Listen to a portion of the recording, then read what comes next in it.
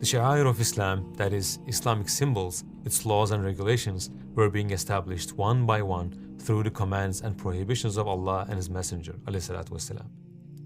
Meanwhile, Rasulullah remained cautious after the events of Uhud, taking every measure to ensure the safety of Medina.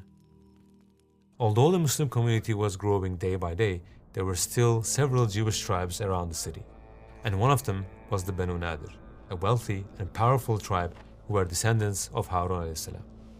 They lived in strong fortresses along the road to Mecca, about 2 hours distance from Medina. They had a treaty with the Messenger of Allah ﷺ. They would not act against the Muslims or collaborate with their enemies. But despite this, they continued to make secret agreements with the Quraysh and the hypocrites of Medina. Especially after the Battle of Uhud, they strengthened their ties with the idolaters and the hypocrites even more. Because of this and many other incidents, the Prophet ﷺ was watchful of them. To see how loyal the Banu Nadir were to the Treaty of Medina, the Prophet ﷺ set out with some of his companions.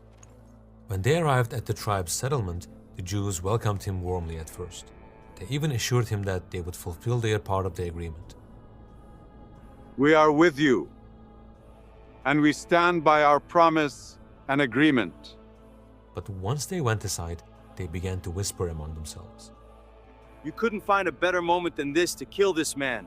Let's climb up onto that roof right now, drop a boulder on him, and be rid of him. At that moment, one of their leaders, Salam ibn Mishkam, spoke up. Wallahi, if you attempt such a thing, he would be warned by revelation. Besides, that would break the treaty between us and him. Listen to me, give up this plan. Otherwise, it would mean the destruction of the Jews and the rise of Islam that will continue until the day of judgment. And just as he had said, that treacherous assassination plan was revealed to the Prophet ﷺ by Jibreel. The Messenger of Allah suddenly stood up and without saying a word, walked away from the side of the house, as if he needed to do something. Then he headed straight back to Medina. The companions who were with him waited for a while, thinking that he might return. But when they realized he wasn't coming back, they eventually got up and left as well.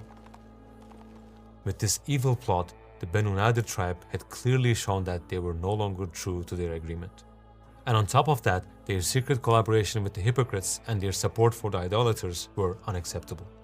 So the Messenger of Allah called Muhammad ibn Maslama and told him to go to the Banu Nadir and tell them that they have 10 days to leave Medina.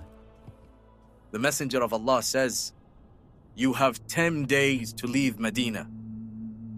When the Banu Nadir heard the order, they did not deny their guilt. They agreed to leave and began making preparations. When the chief of the hypocrites